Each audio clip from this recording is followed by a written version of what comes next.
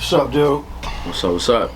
Back again one more time. Back again one more time. Remember the first time we came in here and we talked about some things about your music. Yeah. And we got into one of the discrepancies about how we address women and stuff. Yep. And you was telling me how you want your music to be clean. Yeah, I remember that. Yeah, that was the first time. Yep. But we back again. Back again. So what's going on? What's up with life, man? How's it treating you, man? It's going good. I've been hanging out with some cool people. I just did a song with Hook Maniac. That song is we probably gonna drop that song today. We shot a little video for it. It was just fun. It was like this, it was a cool song. The song is called Top of the Mountain. I want everybody to tune in, listen to it, share it if possible, if they can, or whatever the case may be. And right. It was just cool. It was cool. Maniac's dope, man. Yeah, he is. He comes up with good choruses. I never knew this. I've been knowing him for about 10 plus years? Yeah. I never knew he could come up with choruses like this. This shocked me. Right. Yeah. I told him he sound like Too Short. He got his own style, though. Yeah, he got his own style. He do. He got his own style. He be rocking. Yeah. So, man, I know that there's been a lot of tragedy in your life. Your father just passed away. I see that you're a little bit sometimes at odds with friends and family, man. What's up with that? Man, I got anxiety. I got an anxiety problem, man. I be paranoid sometimes. I done been through some things, and I done had a lot of my close friends, even family members, turn on me over some small things. So I'm kind of on edge. I've been going to the emergency room for the last 3 weeks to get Xanax, because Xanax is for anxiety. I don't take Xanax for a drug use. It's to help with anxiety and panic attacks and stuff like that. So just to keep it real, if you got issues with yourself, go get some help. Go see a psychiatrist or go see a counselor or something. Don't be ashamed of it, because I'm going through it. Facts. It take a lot of boldness and courage to say something like that. Yeah. I've been at the emergency, man. Sometimes I ain't even want to go, but it's just I've been tripping out, spazzing on people, and I'm like, man, what's wrong with me? I just needed, I needed to go get some psychiatric help, and that's basically what I'm doing right now, trying to better myself. Well, yeah. So what's up with the community, man? I know sometimes you be addressing the black community. We got all this, Black Lives Matter and stuff movements going on. People making a distinction between the movement and the actual Black Lives Matter organization. Where you stand? I stand for this, man. If you on a certain block, or you see a Mexican, or you see a black brother, you see a white boy, or you see any ethnicity there is, think about what you do before you do it. Think about what you say before you say it, because they have built a system to where everybody's against each other. When you go to jail, you got the black table, you got the south side table, you got the Pisces, they with the south siders, and you got the woods, you got the others, they with blacks. It's like a racist world. So try your best. If you see somebody mad dogging you, try your best to see.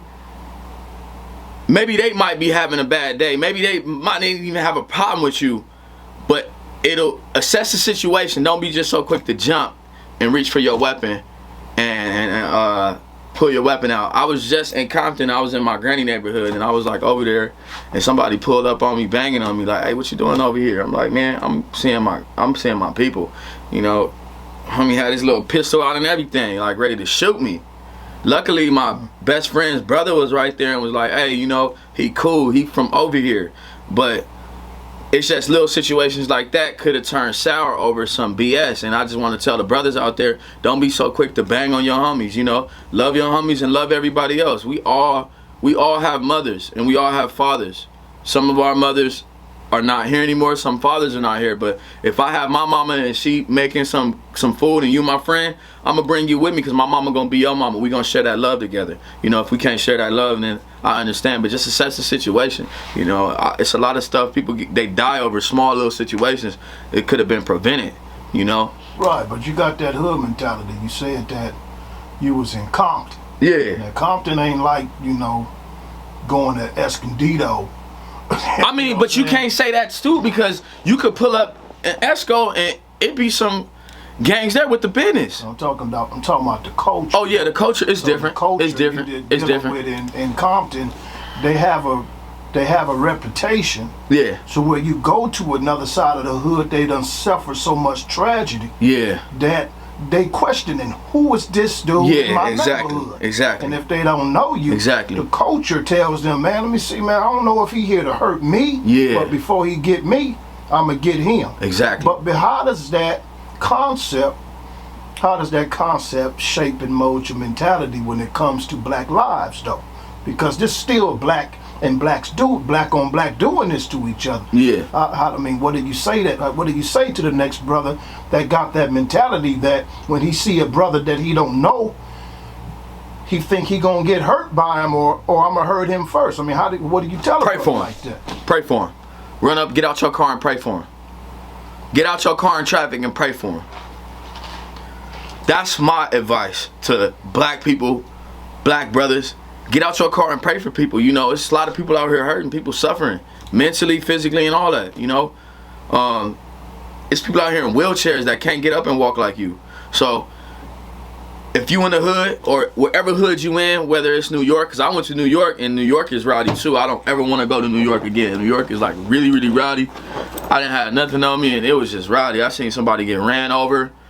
The lady at Taco Bell took my debit card for 15 minutes because they get robbed, and she had to do the transaction, lock the window. She took it 15 minutes, then gave me my food and my card back. So, just assess the situation, pray for people.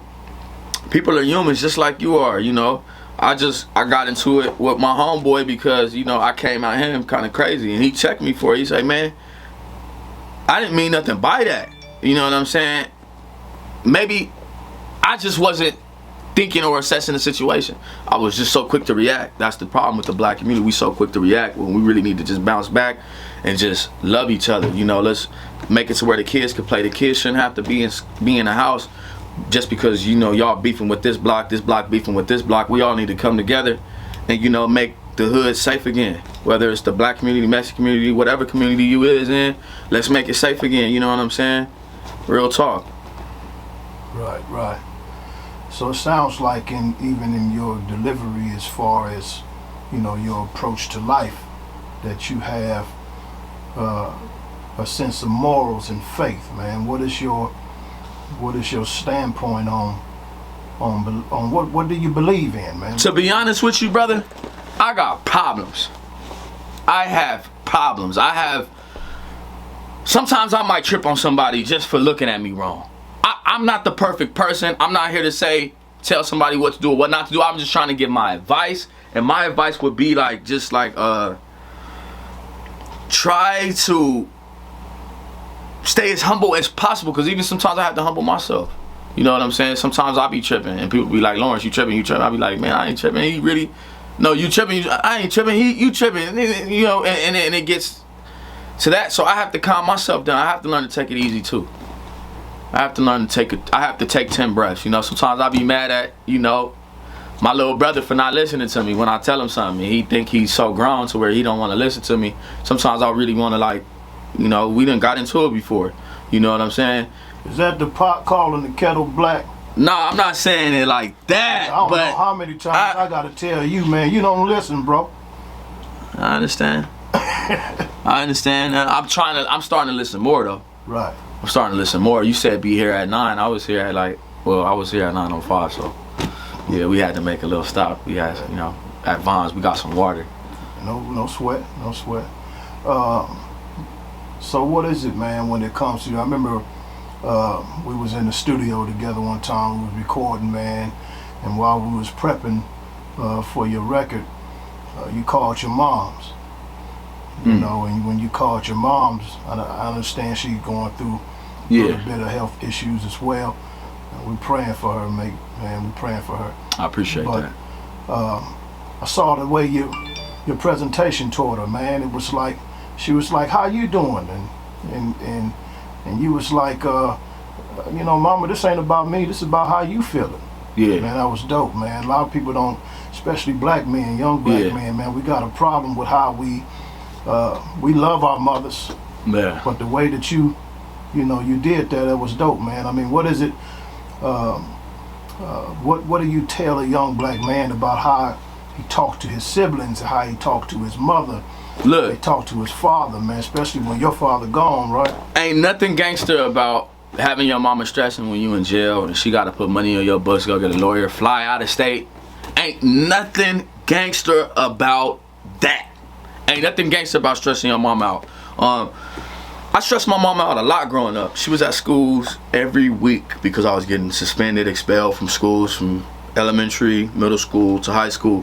So if you see this, man, love your mama. Somebody calling me. Oh, it's my sister. April, I'm doing an interview right now. I gotta call you back. Okay, bye. Love you. Love you. All right. Yeah. Just try to respect your mama. She went through 9 months. You never know what her taste buds was when you was in her stomach. She could have wanted burgers. She could have. This is a lady that I came out of, so I got to respect my mama. It's sometimes where me and my mama, we bump heads because some of the music I make, but I'm trying to make better music. I'm trying to make music that ain't got bad language in there and things like that and do better for myself. Right. So what's in the future for your music? I mean, like, I know you sit. This guy right here, come here, maniac. This guy right here, this guy, man. I didn't know this guy was this stuff on music. Introduction. Do your thing, man. Right. Maniac. Hook maniac at that. You know what I'm saying? In the house. How you guys doing?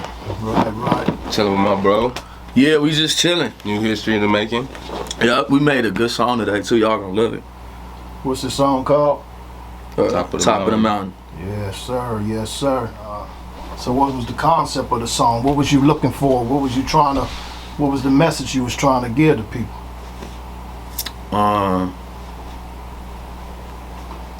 He came up with the chorus, and I just wanted to just give something real, authentic, something that's like people could relate to.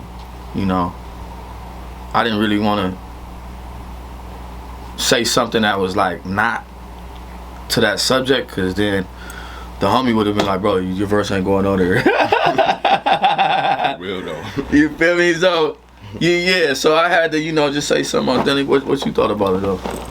Actually, like, for me, I was coming home from Vegas, and while I was coming home, I was watching the mountains, and I just imagined my struggle, and like, I just pictured it with the mountain, me climbing the mountain and finally getting to the top. Yeah. So that came to my mind, and I just wrote it down on my phone. Dope. And That was dope though. I ain't gonna even lie. met up with my bro. As soon as I got home, 3 days later, he hit me up. You want to go to the studio, and I just opened my phone, and that happened. He told me we not supposed to cuss in the studio. I really don't try to cuss in mine. He didn't do it not one time. He didn't do it not one time. I really, which is crazy, is that I trained myself not to, because I have nieces and nephews and families that's looking at me, and I want to be a good image and a good role model. But that's how the hook came, and Dope.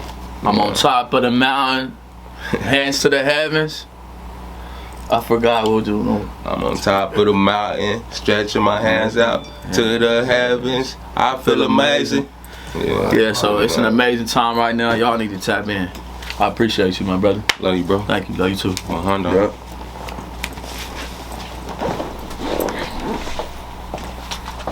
I tried to cut it slow, short.